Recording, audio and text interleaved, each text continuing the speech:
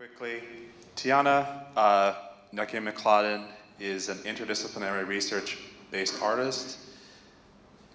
I was just talking with her and I asked if it would be appropriate to describe her strategy as Black surrealist institutional critique, and I got a thumbs up on that. So I'm going to go with an approach to making art that draws upon the sense of ritual in both the kind of subcultural, queer, and BDSM spaces, also speaking to histories of Black, LGBT poetics, Brad Johnson and beyond, as well as Afro-diasporic Yoruba ritual. Tiona is currently the Keith Haring Fellow in Art and Activism at Bard College. She makes and produces work through a film and media company, Harriet's Gun. And she has won many awards, including the Louis Comfort Tiffany Foundation Award in 2017. And we're all tremendously excited to see what she comes up with for the 2019 Whitney Museum Biennial, which opens in New York in a couple weeks. So the presentation today is titled An Iron Fist in a Velvet Glove. I think that means we're gonna get a bit of Ogun energy and some Oshun energy, and maybe a little Olokun as well. Please help me welcome Tiona Nekkia McClodden.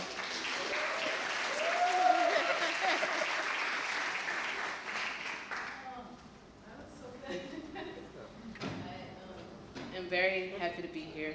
My name is Tiona Nekkia McClodden. I'm coming out of North Philadelphia. Ooh, is somebody in Philly? Oh, shit. Okay, all right, so I'm gonna run through this because I have like 60 slides of madness. And one of the things that, you know, in closing, or being the last person to close out, was I had to lock this in so that I wouldn't be so prompted by responding, because I didn't want to, you know, it's like you're seeing so many beautiful things. I don't want to be redundant, but I'm just going to stick to what I have and just join the conversation that's been going on so lovely today. So before I do any presentation, I like to kind of run through my own artist statement, primarily because I like to look at it for the prompt of thinking about what maybe needs to change. It's like a confrontational moment for myself. So I'm gonna get right into that. As a filmmaker and video artist, narrative within social realism, re-memory, biomythography are themes explored within my work. My work explores shared ideas, values, and beliefs within the African diaspora, or what I call Black mentifact. I'm interested in Blackness and traversing nostalgia and how the past, present, and future can intersect visually and thematically within time-based work. I'm invested in exploring intersubjectivities within Black communities as a tool for creating insider perspectives within film, time-based works, and objects. So on the other side of this screen, I have like these three interrelated aspects of culture, just to give people an idea of how I like to approach my practice, because I think of my practice as one that is making things for me to be able to look at, like creating a certain language and then allowing other people to look at it with me and think alongside of me. But because I do a lot of things differently every time, I had to immediately think about what is the framework that I want to kind of work through and maybe even fuck with a little bit in regards to how Black work has been mined over centuries. So I'm thinking always about the artifact, things people make, create, produce, sociofact, how people come together, and mentifact, ideas or concepts, also thought of or considered the thing that's within the head. And so for me, that's the more fugitive element of the way that people will unpack and speak on behalf of Black art. So that's like my sweet spot of source material. I do a lot of research, so as much as I am in the books, I like to also be at the foot of someone who can tell me something that's derailing. And I like to produce within the space of, or in the middle of what I like to look at as truth and fact. I'm really interested in producing material from that in-between space. So the first thing I want to start off is with a work that's still in progress. It's been almost like 10 years that I've been making it, but it's it signaled my first departure from a formal filmmaking practice. It's called Be Alarmed, the Black Americana Epic. The first movement premiered or exhibited, debuted after 7 years of making in 2014. And it's basically an epic film that's told in 4 parts across different times, but looks at the family tree or family, like my family's genealogy in the American South as source material.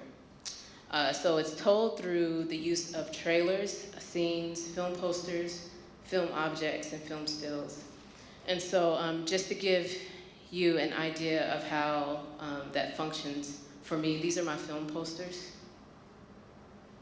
And the fireworks and the lack of text is purposeful. The fireworks are my text, they're emotional text.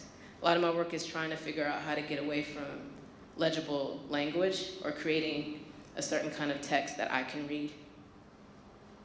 The objects, this is one called Sweet Brown that was made in 2013. It's supposed to be what I call a portrait or what I call a reverse heirloom for all the heirlooms that I didn't receive from my family or my ancestors.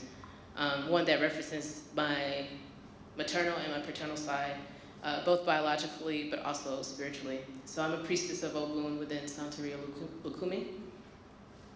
So I'm always thinking about that dualness element.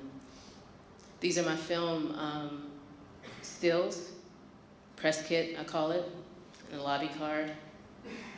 And this is just an example of how it's been exhibited in all these different forms. And so I'm kind of going into this to give you an idea of what this work that I'm really gonna dig into, because I decided to unpack how I got to the film that you just watched, the Labyrinth 1.0. So 2014, I premiered that work, or exhibited that work. 2014 is also the year Eric Garner is killed in July, Michael Brown in August, Tamir Rice in November. I'm arrested in September 2014. It's arrested for Mason, a white man who said he wanted to kill me. So he basically was threatening me, and I was just like, because I'm not really afraid of white people. Went and I was like, you're gonna kill me? Like, and ended up macing him, called the police. I got arrested, and then I faced 3 to 5 years in prison. So what happened in short of that, I got parole, and I just recently got off of parole. I consider recent, it's in April 2017. I got kind of swooped up in what they consider a railroading process, where you just kind of jump on something that's just moving entirely too fast, which is the criminal justice system. But what happened in that state of parole, because I consider it a state, is that it created this new form of anxiety for me that was already prevalent or developing in regards to this idea of a suspended self that preceded me, or a projected self that I did not want. Like, I think we all have projected selves, most of our own creation. But one that was materializing, that was more of a thing or a mass that would precede me, and it caused me issues around like getting out of my own house. I was just like, what is gonna happen to me? I felt like I was getting out of control. So, and it also caused a crisis within my practice. So I wanted to kind of restructure and think about what it meant to be a Black artist in this time, what it meant to deal with a lot of the material that I was interested in, and how could I get out of this, like, what felt like an impending or constricting way of living, which felt like survival, and I wanted to live, because I don't think survival is a good technique for me. I wanted to get in a place of like, we're back into this space of pleasure and living. So what I decided is go into my own library and kind of look at my own biography of like, what was I born into? What was the state of the world when I was born? I was born in '81.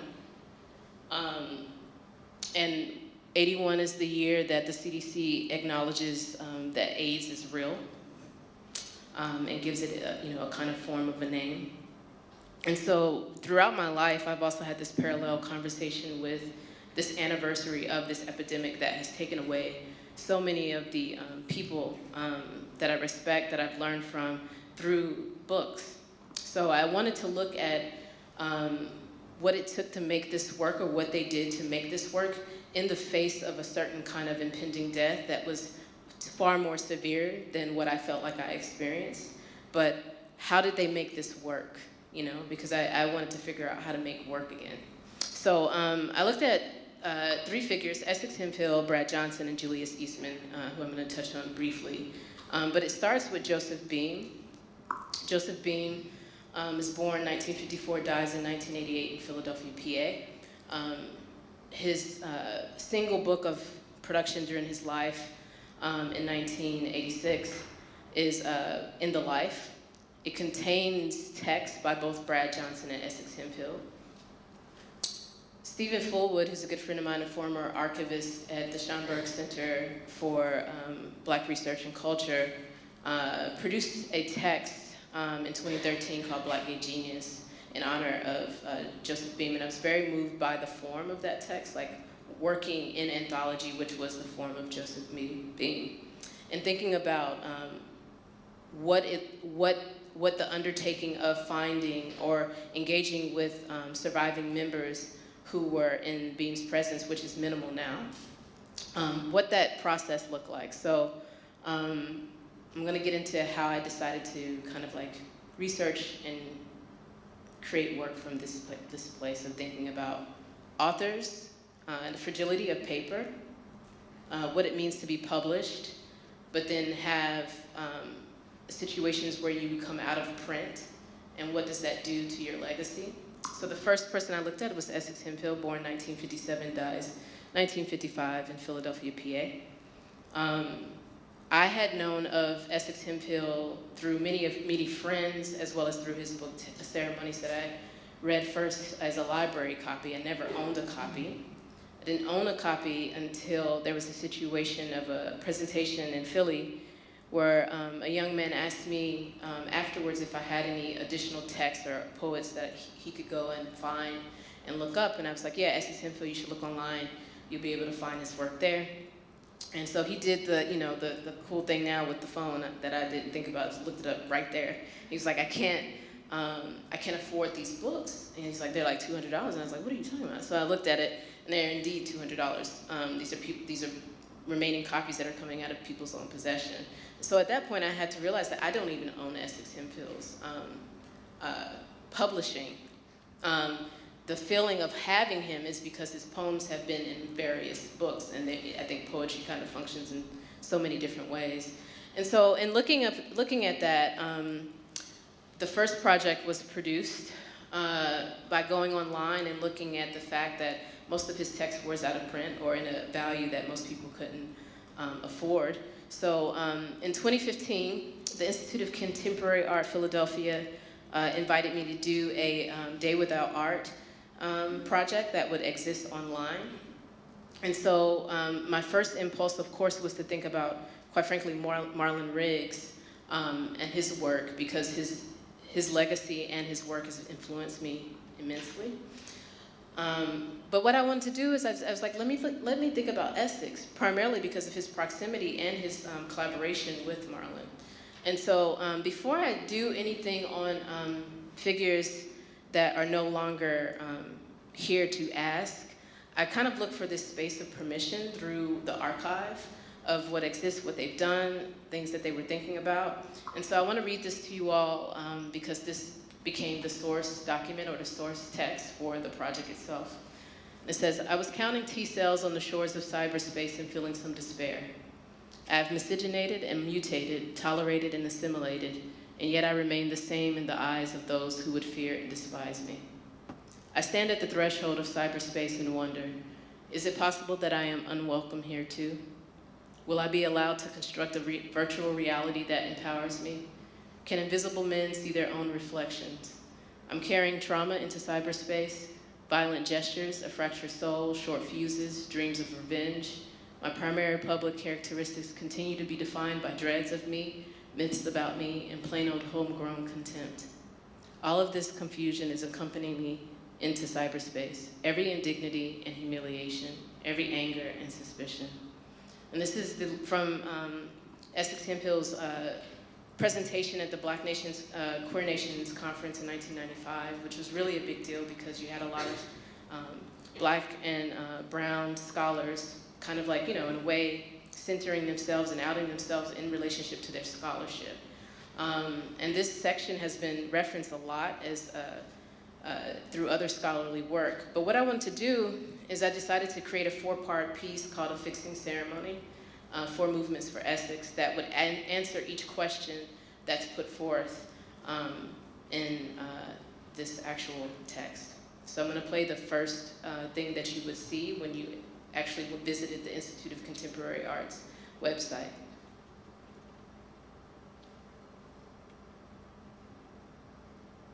Or gay? You know the answer, the absurdity of that question. How can you sit in silence? How do you choose one eye over the other, this half of the brain over that? Or in words this brother might understand, which does he value most, his left nut or his right? Tell him. Silence is my shield. It crushes. God gave man his life. I say his life. We need strong black men. Silence is my cloak. It smothers. Don't you think?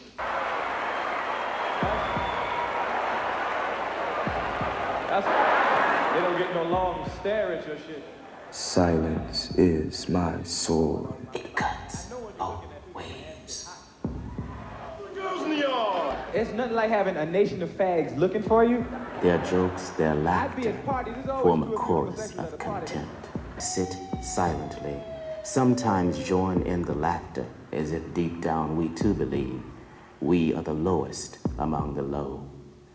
No one will redeem your name, your love, your life, your manhood, but you. No one will save you but you. Your silence is constant.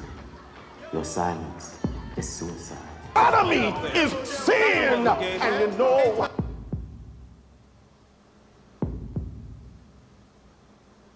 I know the anger that lies inside me, like I know the beat of my heart and the taste of my spit. It is easier to be angry than to hurt. Anger is what I do best. It is easier to be furious than to be yearning, easier to crucify myself in you than to take on the threatening universe of whiteness by admitting we are worth wanting each other. So that opened up the piece online, which you can check out in full on my website. One thing is that is Ex's Hemp Hill, featured within Marlon Rick's Tongues Untied. It's a scene that I take and I cut all the cutaways to deny you to look away from his face and kind of leaving the residue of the sound of the slurs that are being thrown to him. The words that he speaks at the end are Audre Lorde's words from a speech within her compilation of essays, Sister Outsider. And it was very important for me to highlight the connection between the Black lesbian community and Black gay community of the 80s, primarily because Essex identified as a staunch feminist. So that piece also includes a section where I have visited everyone who is known to be very close to Essex and recorded them with in-ear mics so that you can hear them as if you are me in the room. And there, I asked them 2 questions. What did you know of Essex then? What did you know of him now? And I asked them to look at all of the things that they kept of his. And from there, I create annotations for you to kind of scroll through to kind of like illuminate his bibliography. Because a lot of his publishing existed in independent chapbooks before this major work. And so that's the first work that I offered that also I consider something that allowed me through looking at an archive that is fractured in a way, but also very well kept by people. And putting me in this like space of social history was a chance for me to think about a certain kind of portrait, as well as thinking about how, I mean, I think what came out of it in terms of what I felt was a way to be vulnerable that was it really kind of eluding me at the time. So I would say that Essex Hemphill and that examination and that time spent with him was something that rendered me soft in a way that I needed to be again. The next figure that I created a work for is Julius Eastman, and I'm just going to touch on this briefly because I'm kind of showing you these to give you an idea of the ways that I work. So Essex Hemphill doesn't have a formal archive, but he has a lot of pieces that are held by family and friends, whereas Julius Eastman had no archive at the time in a structured, I guess, like institutional way. So over the years, through deep digs, there were pieces pulled out of other people's archives to kind of create information or create what I call a tag for him. And so what I end up doing with a lot of that research, I actually stepped into a curatorial role and curated his retrospective that actually just showed last year in New York at the Kitchen. And I wanted to just read information about both exhibits that held that space. A recollection approached a historical exploration and remembrance of Julius Eastman as a master of artifice. The audio, artifacts, and ephemera in this exhibition examine the music, literature, and choreography of Eastman's life through the people who knew him best. The archive of Eastman that emerges after his death is fractured partially by his own hand. Julius Eastman concentrated on the present with little regard to the past and especially not the future during his life, and often treated his work as ephemeral. The artifacts of his life remain spread among friends, family, lovers, resisting traditional forms of centralized under the roof of a single institution. Using the shape-shifting as a conceptual framework, a recollection maps archival matter as a way of inviting viewers to discover new pieces and forge relationships between the ephemera held by different informal archivists. A recollection leans into the breaks and rests there for a moment, considering what is present and said, as well as what is absent and unsaid. Celebrating Eastman, a master of artifice engaged in a range of improvisation and gestures. A recollection explores truth, fact, and a liminal, and is ultimately an invitation to look at remains and imagine what remains to be seen. Predicated, an exhibition in a conversation with the work of Julius Eastman explores notions of absence, trace, presence, duration, and the politics of exhaustion. The exhibition examines the interplay between composition and improvisation through video, sculpture, and photography. Featuring the work of 14 contemporary artists, Predicated considers Eastman's lived experience as an experimental artist during his time as a member of the Creative Associates, during his time living in New York's Lower East Side, and his many performances at the Kitchen. Mapping the relationships between Eastman's practice and the present workings of 14 contemporary artists, this interdependent installation space articulates narratives about both art objects and the methods of their production. These works examine absence as a foundational concept, highlighting the unavailable body, the missing trace, improvisation, and the invasion of presence within a distance narrative. And so the artists that I brought in, because basically what you're seeing here is an exhibit that exists as two exhibits in one space. The artists that I brought in were a way to deal with the fact of the lack of material culture from Julius Eastman's life. And as an artist, which I identify heavily first, before curator, it was something that I just could not, I couldn't deal with. So what I did is I engaged with a lot of peers of mine to look at works that I felt touched on various aspects of his life that could bring him into a reference, idea of like looking at a reference that you're robbed of, someone who is making in this way that you can help situate in a certain kind of art context. And I'm just gonna read off the list of artists that I brought in. Ash Arter, Bo Ray, Carolyn Lazard, Chloe Bass, Courtney Bryan, James Morrell, Jonathan Gardenhire, Camila Janan Rashid, Raul Romero, Shanae McElwain Holloway, Sandra Perry, Texas Isaiah, Waston Jones, and Yulon Grant.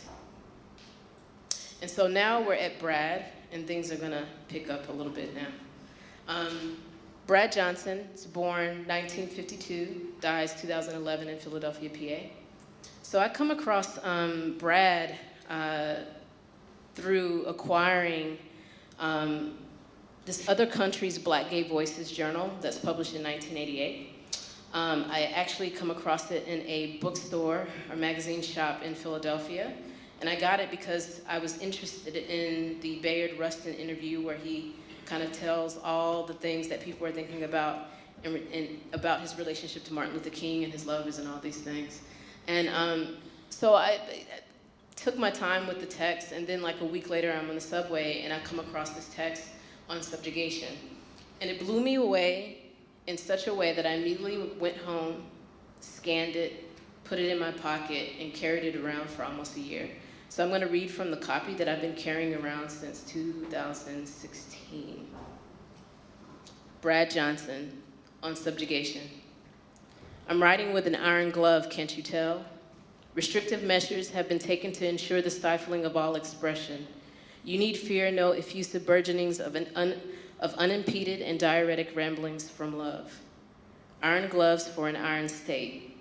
Intent is to keep this freedom shackled until it pukes at the sight of day. Once so humbled, there will be no resistance to our redirecting its energies to more material ends. Its strength and its color will be hardened and blackened, and the fury and anger harbored from so many and embittering indignities suffered at the hands of our freedom busters will provide all the energy we need to keep our evil going. You must, however, remain vigilant. The poetics of beauty will inevitably resort to the most base pleadings and other wiles in order to secure its release. You, knowing nothing of mercy, will not be persuaded by its cries, but do be expedient on hearing the first whimper and beat it violently. Shove some sunlight streaked with fratricidal blood into its face and do not be reassured of its submission until the puke runs acidic green from its nostrils. Love and freedom will happily keep their mouths shut, and their children will hand you their heads on a platter, no questions asked. So I was just like, who the fuck is this man? And how did he write this? And did he write it for me? I immediately was attracted to it as an object, the way that it's written in terms of that like form, that square, you know, the all caps. I was just like completely taken by the traversing of person, you know, you, I, me, us, we. And I immediately wanted to know more about it. I was like, who's Brad Johnson? So of course I went to Google, there was absolutely nothing. And at this time, I'm not remembering that Brad Johnson is in The Life by Joseph Beam. And so after a couple of months of Googling, I eventually come across an interview with Stephen Fullwood, who says that they've just, they've acquired the archive of Brad Johnson, and he wishes someone who would come see him. And so I'm like, that's my Stephen, this must be my Brad. And so I went to the Schomburg to see Stephen when he was still there, and he was like, oh, you're coming to see Brad. And it was kind of also my return to a formal space, to really come see someone who has nothing outside of like whatever these things were. And so he presented me with a finding aid, and from that finding aid, I was able to get more information, and I'm just going to read the first part to give you an idea of what that felt like to learn about Brad Johnson. African-American gay poet Bradley Brad Johnson was born in San Rafael, California in 1952 and raised primarily in Philadelphia. Johnson graduated from Central High School in 1970 with honors in French, winning the Gorecki Prize. He attended Yale University from 1970 to 1974, but did not receive his BA until 1976. Apparently short some credits for graduation, he made them up later at the Southern Connecticut State College. Johnson spent his junior year of college in France through a Sweetbriar College study abroad program. From 1981 to 1985, he also served in the Navy aboard the USS Nassau as an operational specialist. Following this discharge, he briefly worked as a clerk typist for the U.S. Mint, as a translator for the Franklin Institute, before obtaining a civil service appointment in 1986 as a mail handler with the U.S. Postal Service in Philadelphia. Johnson remained in the position until at least the mid-90s, if not longer. So in his archive, there's a couple of things that stood out. The poem was typed that way. And if anybody knows how hard it is to type on a typewriter, not, laptop and stuff, that was so impressive because I was like, he maintained that intervention with his own text. In the archive as well, I found out that Joseph Beam, I was reminded rather, that Joseph Beam published him, but he published him right after he came out of the US Navy and wandered into Giovanni's room in Philadelphia bookstore, and he published him in The Life That Gave Him His First Shot. He then was brought into Blackout for the guest edited issue by Joseph Beam in 1986, where he did a review of Essex Hempfield's work. So I was really interested in the fact that there was a social connection that was happening in Philadelphia. And then it got a little bit more spooky. His post office box is like right next to mine. The post office that he used to work in is where my post box was. So then the proximity of him was like really, really close. So at that point I decided to do something that I had never really done, and I just decided to slow things down and really examine what this archive was like speaking to me about. And I wanted to kind of encourage a certain kind of haunting that was occurring with Brad. Through his other, writing, there were certain things that started to stand out to me that dealt with a certain kind of interiority of BDSM in regards to the way that he wrote about his desires for sex, violence, cruising, dealt with ideas of domination, socially, also within the service, that I was very, very attracted to, that I felt like he was giving a certain kind of language to a certain energy that I was feeling that completely escaped me. But one of the things that I wanted to read, or a couple of things that I'm going to touch on, are pieces that I felt put him in a space to be able to translate some of the things that I was battling with or trying to get a hold of at the time. This one piece that's from a handwritten journal. I'm victim of education and intense curiosity when not afraid, and am doing my best to survive them. We must learn why words and letters are blocked off, and how this blocks off our furthest knowing of things.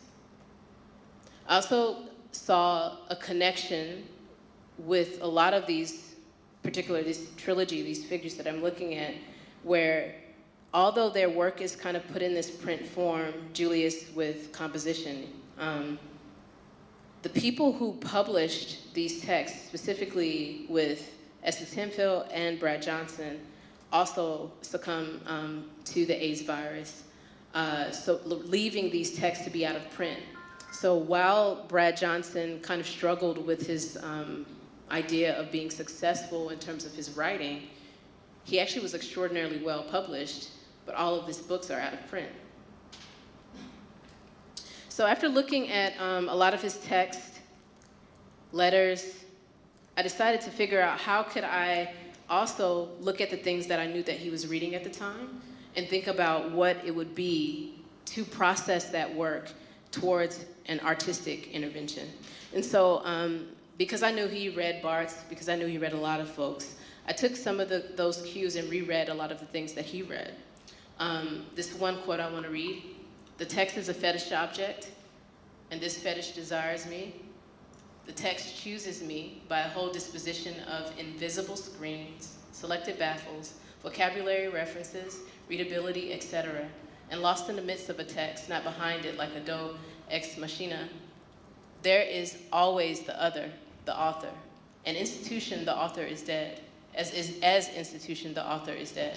His civil status, his biographical person have disappeared.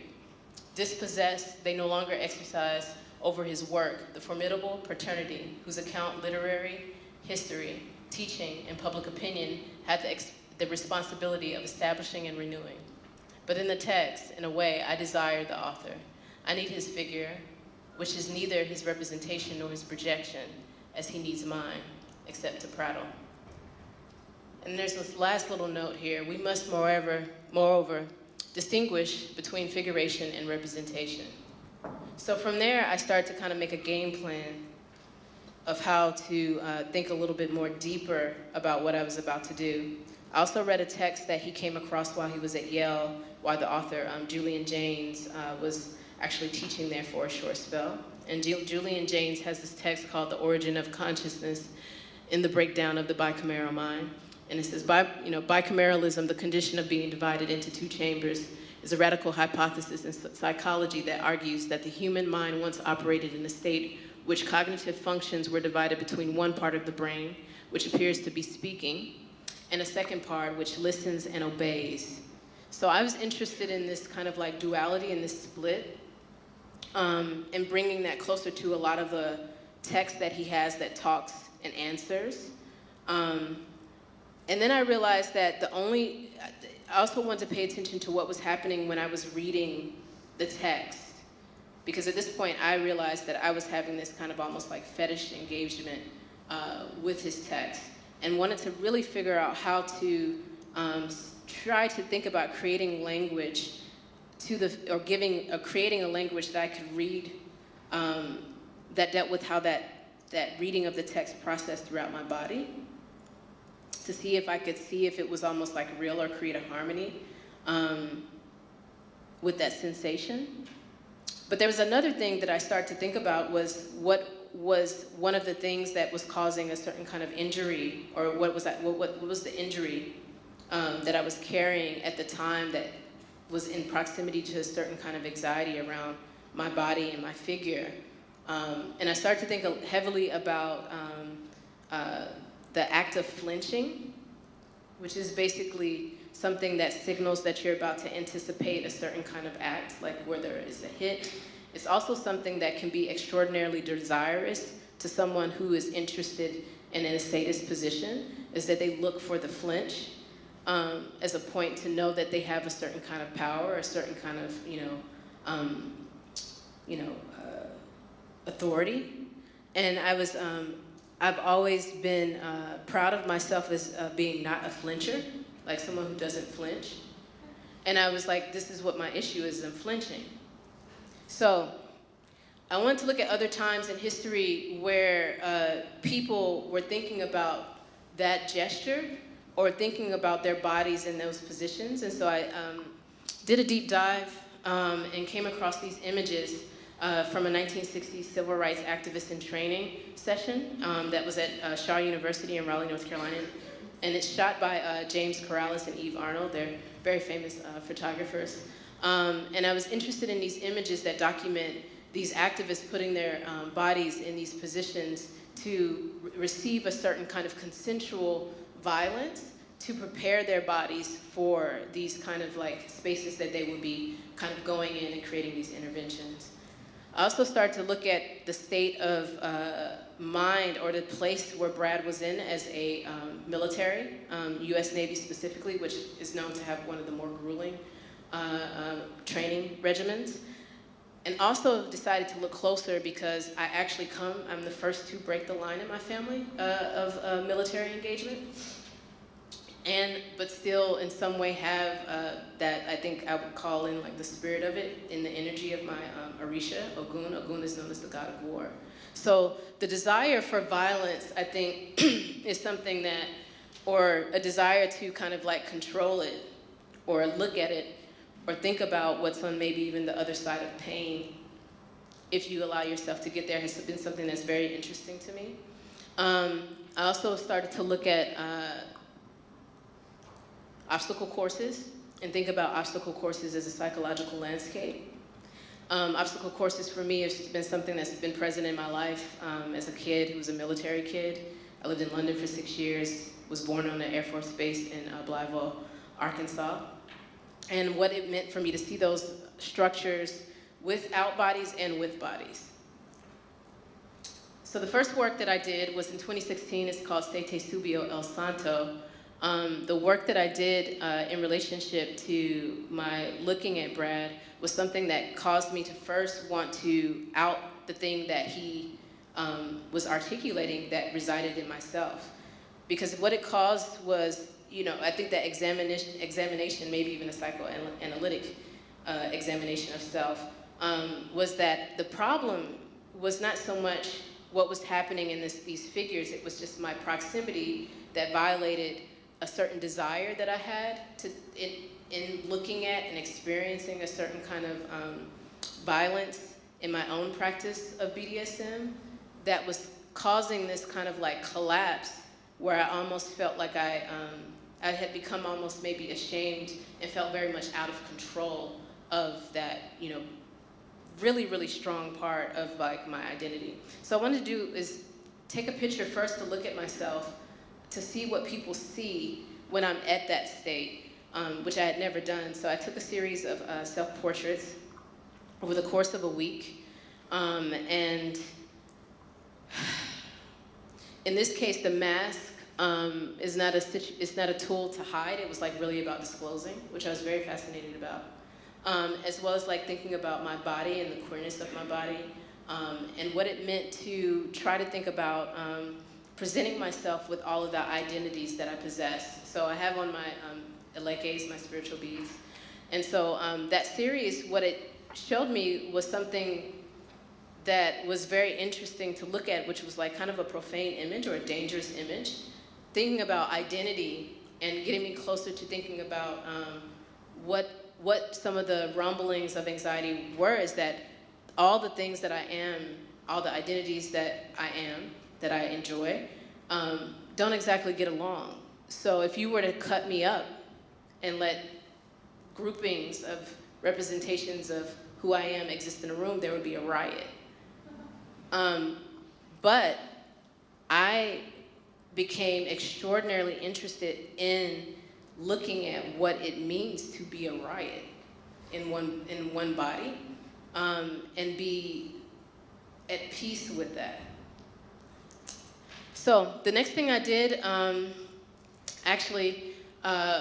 was start from the place of SM and confronting that, and I actually created a piece that premiered just last year at MoMA called Dom Drop, where I returned to the last hotel room that I had a play session in and Dom myself in an attempt to look at kink and fetish and to see if I could identify that on my own body in an attempt to own the thing outside of that need for another.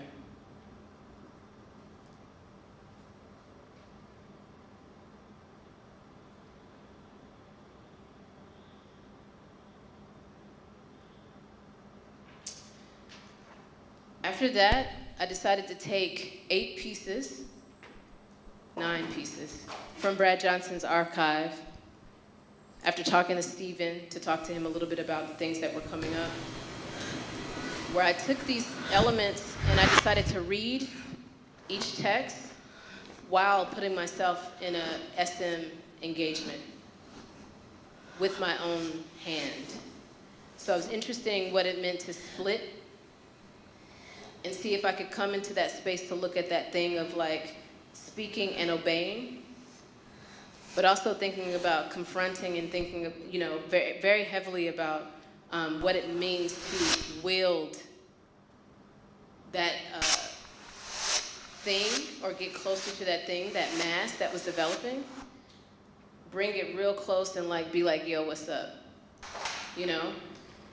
And so for about a month in August of 2017, I built a rig, a suspension rig, that also is something that you'll see heavily in SM spaces for suspension, but also something you see in obstacle courses, and start to kind of build out a space where I could create a certain kind of military culture and a document that would render or create a certain language for me to reference for the objects that I wanted to make for Brad. So this is where it kind of gets a little odd, because the objects are ready-mades. They're urinal flush valves. And more so than that, I was very much interested in the fingerprints on urinal flush valves as a site for uncompromising pleasure in relationship to what it means to bottom in a bathroom, because of what I read about Brad's cruising desires, and also in relationship to my own desires. I wish like women cruised. I don't think we talk so much. Those bathrooms are fucking amazing. They're very like, yeah, they're like a cell. I'm like, this is lit. So over the course of the archive, basically I took those texts, I cut myself while reading a text, I punched a poem while reading a text, I tied myself with 100 feet of rope, I whipped myself with a latex rope while reading an essay, and that document exists on one single VHS tape. The document, or the device of the camera, was just set in the room and would document it. It was left on this auto zoom, so it has this eerie kind of like movement, as if it's someone that's looking at it. And all of those things led up. I started like 1, 2, 3, 4, 5, 6, 7, 8, 9, and then 10 is actually me being suspended by my feet while reading on subjugation, which is the first impulse, or me getting close to the feeling of that lightheadedness, that jouissance, the phallic, but thinking about my body as a woman and thinking about the body as a tool of pleasure, getting away from a penis, we don't need that. And also, what is a space where I could be put in that I must be let out? And what does it mean to have that experience while having to deal with the labor of breath? Because to be suspended by your feet, it changes the way that you breathe. So that work exhibited in speech acts and was put across from the first work with Essex Hemphill to put them back in conversation with each other for the first time, as they both passed away in Philadelphia. Essex Hemphill actually passed away in the UPenn hospital. And Brad Johnson died in hospice in North Philadelphia. So with this piece, what was so, I think, successful for me was that it got me closer to this creation of material culture for a Black queer genealogy, or Black queer figures, where those things don't exist anymore. The installation actually was my studio. The curator came and like towards the end of the project and decided to take all the materials from my studio. So it contained all these objects that are not exactly Brad's, but are Brad's, that are made in his figure, that are made in my desire for his figure. Leather straps that are made straight from actual cowhide, that are impressed with his text and his language. I didn't stop there. I started to look at his books and his publications. There was a text that existed in his archive that was titled Leatherball, but you all know it now to be Labyrinth, which was what the film that you saw earlier was. So in Labyrinth, I was very pulled towards what I felt was one of the most beautifully written cruising narratives ever. And so what I did when I talked to Stephen about, like, you know, this, I want to do this and I want to create an essay film for this text, what he did is he put me in conversation with Lisa Seymour, who actually had his estate. So I actually got clearance to actually use that text to create from. And so the way that I created that text, or created that film or that object, what I consider as an object, was to think about surveillance and performance. Again, looking at like kind of the split or that place to kind of force the conversation. So I took footage from that has now entered into this porn conversation from a 1962 surveillance in Mansfield, Ohio, of men in a rest stop bathroom. And then I took a video from a 1970s tea room porn from well-known like porn actors of the time, reworked them in a deep, deep, deep dark black and white kind of like treatment, and obscured mostly their faces, or only allowed certain kind of gestures to create like an idea of being seen or moving away from that. So this got me closer. I went a little further, looked at points of desire and pleasure from bathrooms, and very much getting closer to this space of looking what it means to like basically orgasm while looking at your reflection from a flush valve. I cruised in bathrooms myself to kind of think about what the architecture of the space, the confinement of the space, where one would hide, what one would look at, all in an attempt to create objects: urinal, flush valve, bathroom slats, peephole. And that ultimately became the piece that you just saw, Labyrinth 1.0. And the last thing that I did that actually was included in the exhibit was that I went back to Stephen and asked him to read the finding aid with me. Table of contents, biographical note, page 3, scope and content, page 4, container list, page 6, and separation record, page 8. Brad Johnson papers, 1952 to 2011. Papers around 1970 to 2011. 6 archival boxes, 1 flat box. 3.4 linear feet. Biographical note. African-American gay poet Brad Johnson was born in San Rafael, California in 1952 and raised primarily in Philadelphia. Johnson graduated from Central High School in 1970 with honors in French, winning the Gorecki Prize. He attended Yale University from 1970 to 1974, but did not receive his BA until 1976. Apparently short some credits for graduation, he made them up later at Southern Connecticut State College. Johnson spent his junior year of college in France through a Sweetbriar College study abroad program. From 1981 to 1985, he also served in the Navy aboard the USS Nassau as an operations specialist. Following his discharge, he worked briefly as a clerk typist for the U.S. Mint, as a translator for the Franklin Institute, before obtaining a civil service appointment in 1986 as a mail handler with the U.S. Postal Service in Philadelphia. Johnson remained in that position until at least the mid-1990s, if not longer. Johnson dated his career as a published poet to 1985 when he encountered editor and publisher Joseph Beam, who was then working at Giovanni's Room, an LGBT bookstore in Philadelphia.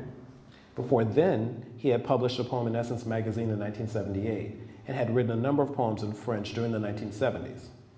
Beam encouraged a young writer to submit some of his work for an anthology Beam was working on at the time, In the Life, a Black Gay Anthology, 4 poems of which were accepted.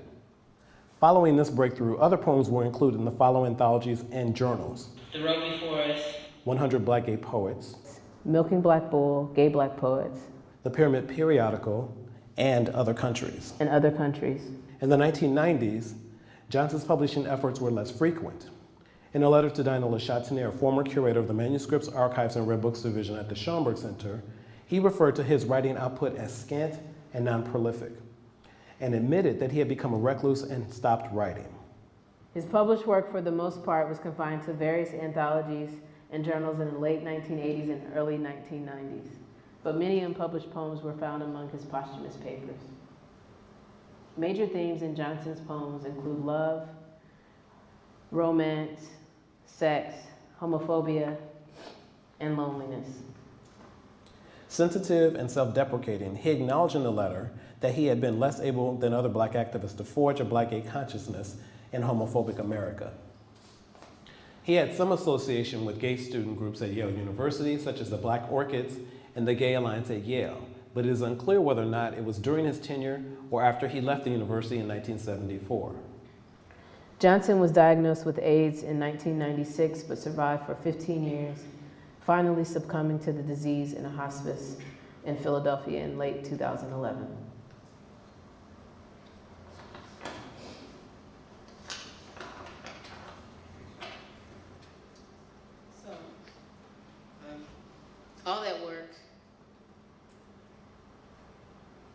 was to get to this object.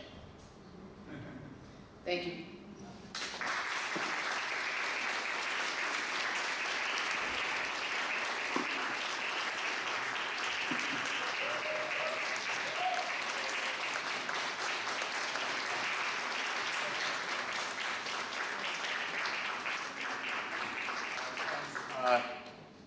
We're at that witching hour, and I'm reminded of something that Tina Camp said earlier about the precarity of Black sociality. It's precarious, you know. I think this has been a long, rich, stimulating day. We've been so lucky to have this wonderful group of scholars and artists here. You've been a wonderful, attentive audience. We appreciate your questions. It's almost 5:30, friends. I think we're going to take one final question, and then we're going to call it a day. All right? You with me? Okay. Who would like to ask Tiona a question? I'm raising that high. You know, keep in mind that there's many opportunities to talk. We'll mix and mingle. You know, bring the questions from the day out into the life beyond this dark room. But burning question about what we just heard. Maybe you brought down the house. I will close, because there's no question I'll take this minute. Because what happened after all of this work is that there's a scholar, because I think in making this work, again, going to that place of making something so that I can see it and then allowing people to think with me about it. There's a scholar, Darius Boss, who has a recent book called Evidence of Being, which looks at a lot of the figures that I'm looking at, as well as other countries. It features other countries. And in that text, I think it was something that also let me kind of get information about what it was that I was doing. And I just really want to share that, because I think that I want to acknowledge him as someone who is working in the actual form of writing that these people were producing from. And it says, the excerpt that I want to share, says, as such, other countries is a collective, actually, who also had two publications. As such, other countries' politics of melancholic mourning are more in line with Jonathan Flatley's concept of affective mapping. Flatley suggests that we rethink melancholia not only as a mood state, but as something one does. This is dope. This music is it's working on me. I'm gonna run it back though. Flatley suggests that we rethink melancholia not only as a mood state, but as something one does. Flatley argues that aesthetic practices can change one relation of loss into another, and change one's mood from depressive to antidepressive by identifying the social origins of their emotional lives and identifying with others with whom melancholia might be shared. Other countries' aesthetic practices made possible the conversation of a depressive melancholia into a way to be interested in the world. Thank you. If you could just stay up here, I'm going to bring up all the other participants from Dark as a Daughter Dream just to convey my heartfelt gratitude to them all. If you could all just come out. We want to thank you. We want to thank the museum, the few, the proud, the brave. This is the part where we call the vote of thanks in traditional African society, but we're just going to thank you all. Thank you all.